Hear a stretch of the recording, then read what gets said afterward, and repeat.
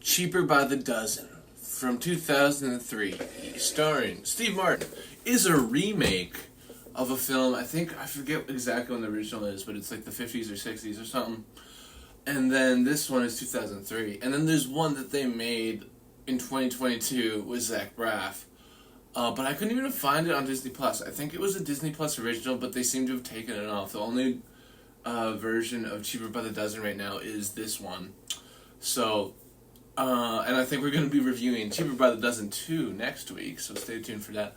But, yeah, this movie's not good, but it's harmless enough. It's, I feel like this is one more for the kids. The humor isn't, there's not much there for adults, but I remember really, not really liking it, but at least kind of enjoying it as a kid.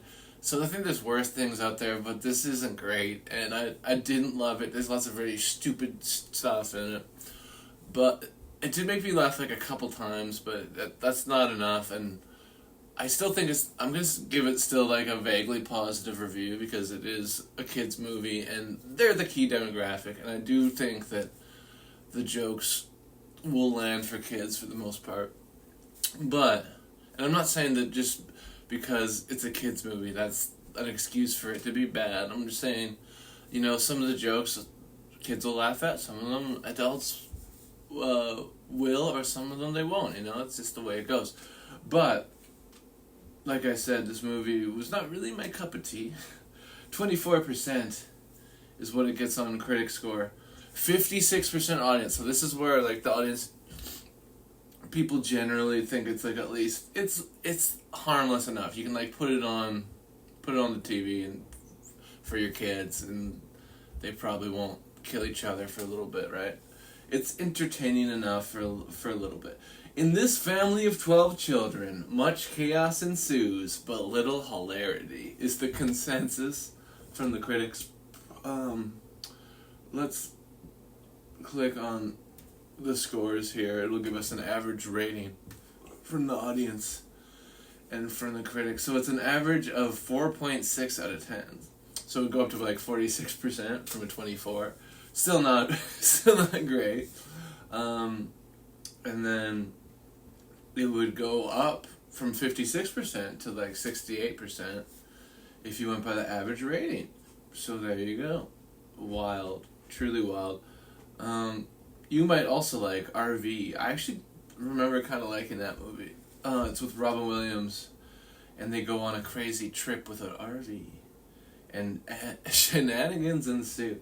Bring It On Again, Daddy Daycare. These are all movies that you might enjoy if you like this one. If you like Cheaper by the Dozen. Santa Claus 2, and Agent Cody Banks. Agent Cody Banks is probably my favorite of all of these, although I don't really remember Santa Claus 2. I've probably seen it. I've definitely seen the third one and the first one, but I don't know if I've seen the second one. But anyway, we're getting off topic. Moving on. Let's see here. Oh, yeah, and this was on Disney Plus, by the way, if people want to watch it. Hilary Duff is in this. That was one of the reasons I think this was on the list. I think Stevie was we got to review the Hilary Duff movies. And we did Little Lizzie McGuire movie, which I actually kind of liked. I probably liked that more than this, honestly. But I didn't hate this. And Steve Martin, he's in there, and he's trying. To me, he's one of the greats of all time, comedy-wise. And he's, the material isn't there, but he is there, and he is trying his best with the material given. Anyway, so it is from the 50s, the original.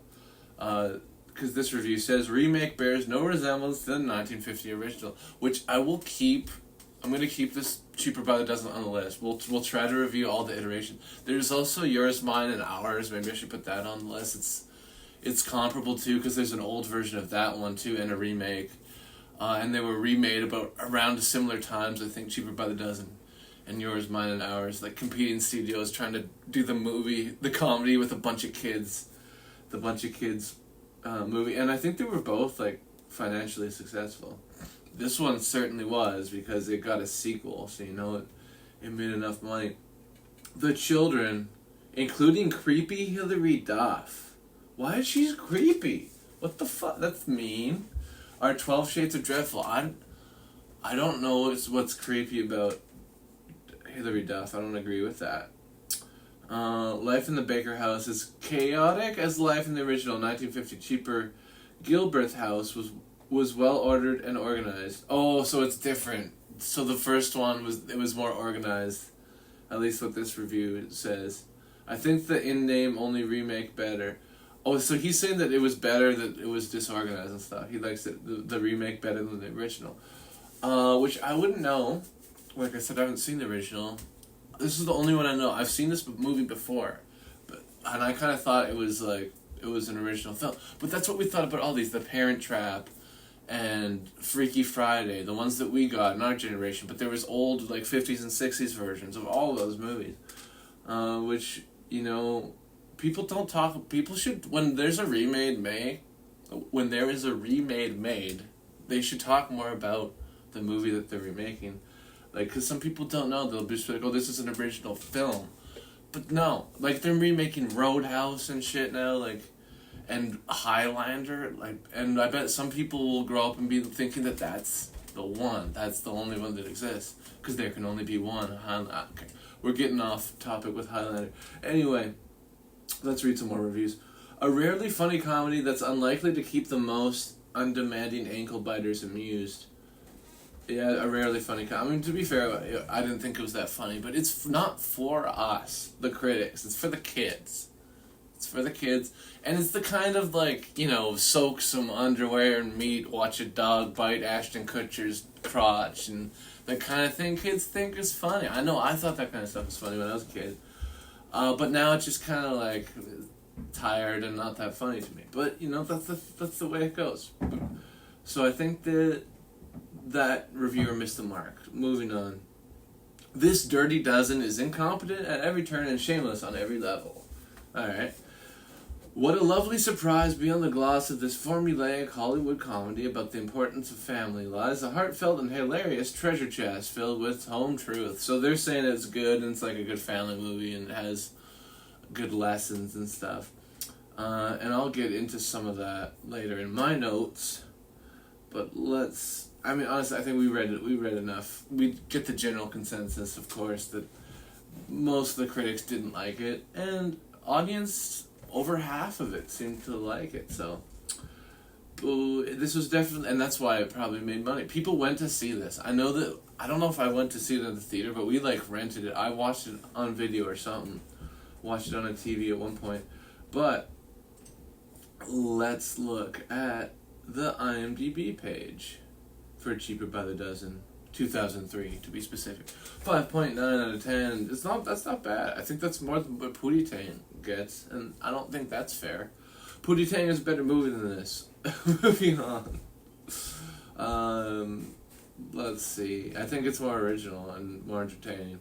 But anyway, we're not here to talk about Pootie Tang, although he is always behind me. Steve Martin, Tom Baker, of course, the dad. Bonnie Hunt, Kate Baker. Bonnie Hunt. Let's click on her, because she's, I think, done a lot, but I can't really place her. I know I've seen her and stuff, but I can't think of what she is in. The Green Mile, Rain Man, Jerry Maguire, Jumanji. She's in a ton of shit. I knew she was. She's had a good old career. She's not even known for this movie. She has lots of good movies that she's known for. But that's awesome. Yeah, I just have never really looked. It's one of those actors you see, but you never think about their name. But now I'll try to remember that. Bonnie Hunt, because she's good. They're sort of holding it down, Steve Martin and her. And Hilary Duff, I thought was good. She's, she plays the classic, girly girl role. I think she does it well. And I'm just reading all the other... Piper Perabo, who plays Nora, the oldest daughter in the family. I thought that she was Jessica Alba when they just show a picture of her. But that's not right. One of my first notes was Jessica Alba and Ashton Kutcher, question mark, and it was Ashton Kutcher. But it was not Jessica Alba.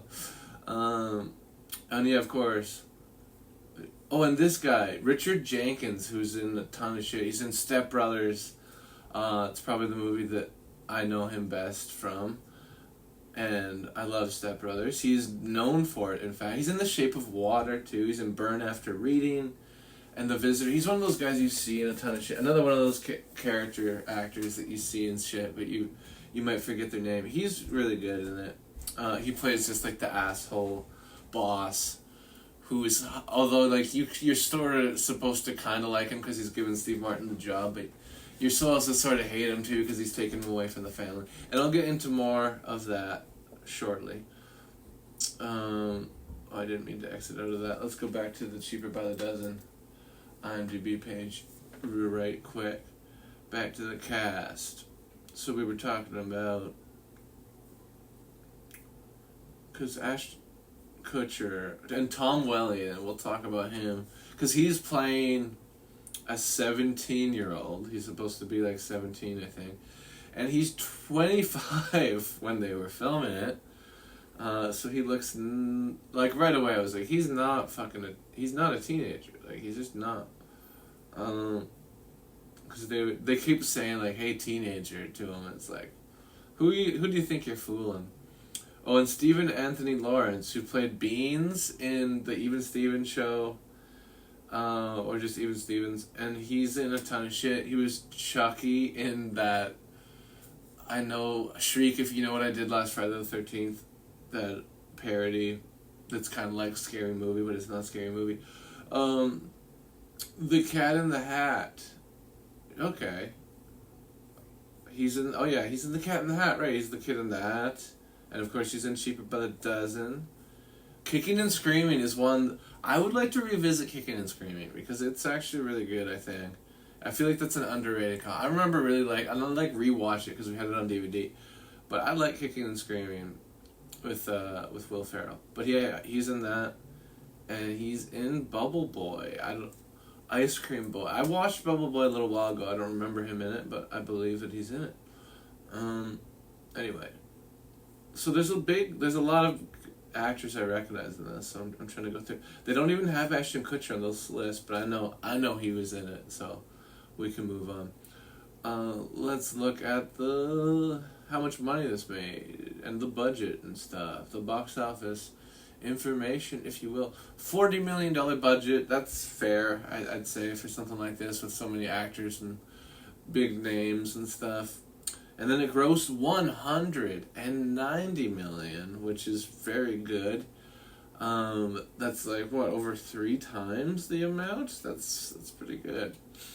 I want to say, maybe even 4 times? That's a lot. Yeah, that's like over 4 times. That's crazy. That's good. I'm not good at math, but I think it's something like that. But yeah, Cheaper by the Dozen. The basic plot, by the way, I haven't really gotten into that, but the basic plot of the movie is there's a family, and there's a whole lot of kids. That's literally fucking it. I guess there is like plot points, like they move to Chicago. Yeah, they moved to Chicago from the country where they live originally because Steve Martin gets a job as a football coach. It's his dream job, and that's basically the plot, is that he's having a hard time balancing home life with work life. That is honestly the plot of the movie. And then the mom is also trying to like do her dream, which is write books and stuff, but it's hard when you have 12 children, is basically what we are learning. Alright, let's get into this. We got some other loving notes. It's cheesier than I remember, but like I was a kid when I watched it, so that's fair. But definitely, especially in the beginning, the song, one of the song choices at the beginning. Although I like pretty much every other soundtrack choice in this movie, and I'll get into at least one of the parts that I liked involving the soundtrack coming up in the notes. But yeah, there's just some schmaltzy moments. It was a little more cheesy than I remember, but like I said, I was really young when I last saw this, so it's been a while, so fair enough, right? Jake McGuire, what a hot dog. So they say that, and that's the guy who I was talking about. I forget his name already. But the guy who they call a hot dog, and they say it so many times, he's a hot dog. Richard Jenkins, who plays Shake, the boss of Steve Martin, at least for a little bit, when he's hired to be the coach of the Stallions in Chicago. But yeah, his name is Jake McGuire in the movie, and I just thought it was funny because they don't want to call him a dick, I guess, so they call him a hot dog. I don't know. I actually didn't mind that. I kind of like that. Hi there, teenager, and he's clearly over 20. In fact, he's 25. I looked it up. Tom Wells, I think, is the actor's name. But yeah, they keep trying to play him off as a teenager, and he just clearly is not. But I don't mind. I just think it's kind of funny, even though it's not supposed to be funny. I didn't hate that, because I like that trope, kind of when, like, Steve McQueen in The Blob, who's supposed to be, like, 18, but he's 35, or it's just insanity. But that's the way it goes sometimes, and I feel like they're doing that less now, but definitely when this movie made, it was the common practice to just put in an older guy to play a high school role, older actor. Anyway, moving on. Kid would be injured from falling down the vent. Yeah, it's one of those things in the movies. It's sort of like I guess maybe they're trying to make it like a live action cartoon, like a slapstick kind of thing. But there would be repercussions. Like, he fell like a story or two. Like, he fell pretty far. He would be messed up. So that doesn't make sense. But moving on. My next note is, there's always the one kid that they're mean to, and that's another part of the plot. Is the one kid, Mark? Everyone's like, oh, this kid, he's weird. He's different than us. Even though sometimes they're nice to him, which is weird. But I guess they're trying to show that, like, family is important. But I don't know. I feel like this was my least my least favorite plot point of the movie, because it was just like kind of felt a little forced or something. I'm not sure what it was, but that's what it felt like. And it's just like there always has to be the one kid that no one gets along with, and he's the misfit. I don't know. I didn't like that. Moving on. Pretty good soundtrack. I did like the soundtrack. For the most part, other than that one schmaltzy tune I was talking about. But no, there's some good moments, and I'll talk about my favorite moment with the soundtrack. Moving on, but they have like a lot of like pop punk in it. Like, they play In Too Deep, by Sum 41 at one point, and I was like, yeah. Then this was the era for pop punk, 2003.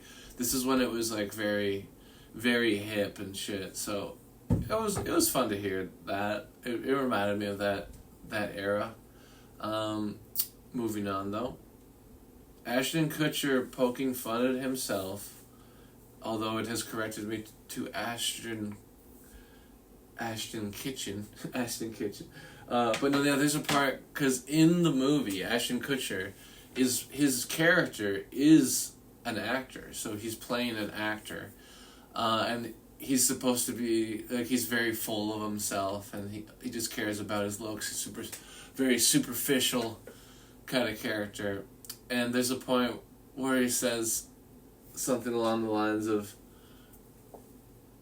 I forget what it is, but it's just like, it's about my face. I know I'm not that good of an actor. It's about the face. That's what it is. He's like, this is the moneymaker. So that was me thinking, like, is he self-aware? Is like, because, I mean, like, I don't think he's the worst actor in the world, but I don't think he's the best either, and he's definitely been typecast. So I kind of like that, if he's poking fun of himself a little bit. I think that's kind of cool. But anyway, moving on. Let's see here. I already said the soundtrack is good. How did they soak his underwear in meat? So maybe I missed this, but I don't think I did. I just don't think it was shown well. Obviously they did it at one point, but the storytelling here for me was lacking, because they get Ashton Kutcher wet with the hose or something, so they has to change clothes, and then I guess that's the point where they grab his underwear and they soak it in meat, but then they give it back to him and then he puts them on. Like, they timed this out perfectly, but they didn't show the way this procedure worked perfectly, so that didn't make sense to me. when did they get the meat-soaked underwear? Like, when did it happen? I don't know. They do show him soaking the underwear in meat, but they don't show him putting them on. At least I don't think they did. And so the dog bites his junk. That's the point. That's why they're soaking his underwear in meat. We don't like Ashton Kutcher. He's a dick. He just cares about himself, and he's mean to the kids. He's basically the villain of the movie. We don't like Ashton Kutcher. But yeah. Continuing on here with my notes.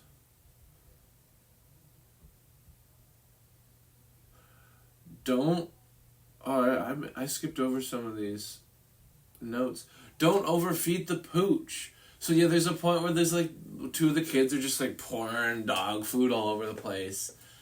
And it's like the dog just like go munching into town and no one's stopping this. It's like they're not supposed to overeat like that. You gotta clean that up so they don't die. And I'm sure they did clean it up or something, but they don't show that. So yeah, don't overfeed the pooch. My next note is perfect cue-in of I'm Just a Kid. So this back to the pop punk aspect of the soundtrack. There's just the point where like the kids are disappointed that they're moving and they're sad, or that I think they've moved at this point, but they don't like it there. They're sad, and it was just the perfect cue-in, like that they're sad and then I'm just a kid and life is a nightmare. It made me laugh. That was one of the laughs for me, and I don't think that was an intentional laugh, but it made me laugh. Because it just felt so cheesy but funny, and I like that aspect of it. Anyway, moving on. They don't like the one kid, yet they do. Mark, the one who I was talking about, the one black sheep of the family, the weird kid or whatever that all the other kids don't seem to like. But then there's a point when they're like holding hands, and they don't do that pacing well of showing them, because gradually it would make sense if like at the end of the movie they're friends and stuff, but they just show random bits of them, of the kids being nice and them being mean, and like I guess that's sort of how the real relationship might be, but at the same time, from a storytelling perspective, it was a little disjointed and jarring to me, because it was like they really seem like they hate them, like they just hate this kid, and then all of a sudden they're like, "Hey, we're holding hands, everything's cool," it just didn't seem right to me. Moving on. The one kid has the coolest room, probably. To be fair, they only show us like Lizzie McGuire's room or Hilary Duff. She's Lizzie McGuire though. Let's be real. But Mark's room, like he's the outcast kid, so he gets the last pick of all the rooms in the new house. But he's got the coolest room, I think. It's like got like the Quasimodo sort of like thing with the structure, and it's like all these windows all around, and he's got like a secret trap door he finds out. I think he has the coolest room. But they're acting like it's the shittiest room. And maybe some aspects of it, maybe it wasn't the biggest, but I don't know. I think I would have liked that room. It's like the bell tower fucking room almost, like Quasimodo. Is that what they're trying to go for? They're like, he's the outcast, like the Hunchback of Notre Dame. I don't know if maybe I'm reading too deep into Cheaper by the Dozen, but let's move on. Regis calls the mom yummy. So there's a point where the mom is on TV promoting her book called Cheaper by the Dozen about having a bunch of kids, and Regis Philbin, like she's on that show with Regis Philbin. I forget what it's called, Good Morning America or some shit. I don't know. Whatever, not important. The point is, he's creepy in this scene. He's like, you're old and you've had 12 kids, but you look yummy or something like that. It's just like, oh, Regis, quit being so gross. But it's like played off as cute, and it was a different time, but that didn't age well for me. I didn't like that. It felt creepy to me. Just a little bit. Moving on. Classic corn in the locker prank. So this is something that I thought was dumb but kind of funny, because one of the kids, or the 25-year-old teenager, Tom Wells, he plays the character Charlie, and he's getting bullied, even though he's like really good looking and athletic and stuff, but the jocks are all pranking him and bullying him because he's from the country, and they like put a bunch of corn in his locker at one point, and they just he opens it and a bunch of corn falls out, and he's like, look at the country fool. And I don't know, I just think that's like the dumbest prank, but it's kind of funny because of how dumb it is. I mean, it's kind of classic. You just got corned. You just got cornholed. Okay, maybe not the right phrasing. Moving on. Newman is in this. What's that guy's real names? Wayne Knight, and they didn't even have him in the cast list on IMDb. But yeah, Wayne Knight, he's in this for 2 scenes as the electrician trying to put in the chandelier that keeps falling down, and I don't know. I don't think this bit was good enough to stay in the movie. Wayne Knight's good, and he's trying his best, but I don't think his character was really necessary. I don't think that the movie really needed him in there, but like they could have done more with, because he falls, like I feel like they could have done more with his character, but for what they did with him, it felt kind of empty. Like they could have had him like sue them or something because he fell down and the kids made him fall down, but they just have him like be angry and come back. I think in reality he might have sued them, so I think that would have made more sense. So yeah, I just think they could have done more with that. Or gotten rid of him, either way, but I didn't like the execution of the electrician character played by Wayne Knight. I want the mom and dad's jobs to work out. So this movie's very, very predictable. You see pretty much everything coming from a mile away. And even though I know where this movie is going, I know that you're not supposed to want Steve Martin to keep his job because he's so busy and he doesn't spend enough time with his kids, and you're supposed to want him to be with his kids more and stuff.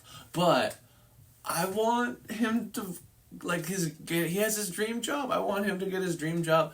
And why can't he hire... in fact, we're going to talk about that in a sec. I was just going to get into one of the other notes, but we'll save that for a bit. But, yeah, it's just... I want them to succeed, and the movie wants you to be like, no, family is more important than jobs. And it's like, yes, but also, you can hypothetically have it too. I get that they have a whole lot of kids. But that leads me to my next point. There's this... My plan would work if they would have listened to me. Hear me out, folks. So if they would have just hired a whole bunch of nannies, that would have solved the fucking problem. Because they have a scene where Steve Martin is phoning all these different babysitting companies or whatever, and he's trying to get people to look after the kids. And he's like, yeah, we have 12 kids. Which, by the way, they have 12 kids technically, but only like 11 of them would have to be looked after. So he could have been underselling a little bit right off the bat, but he's like, I got 12 kids. But then he, like, couldn't you hire, like, 6 nannies and then maybe it wouldn't be so bad or something? He seems to be making a lot of money now. I mean, his wife's on a book tour, and he's now a university football coach, and I think they make good money. So I feel like that would have solved the problem, but they just act like it's impossible to hire a nanny, which I don't think is true. I don't think that's accurate. Anyway, moving on. But yeah, I want the mom and dad's jobs to work out. I think they could have worked out if they would have just hired a bunch of babysitters. But anyway, moving on. But they act like that's impossible. Anyway, moving on. So she gets her dream, but not him. Yeah, and I don't think that's fair. She gets to do the book stuff, but then and they act like, oh, he's happy to go back. But they could have found a middle ground. They could have made it work.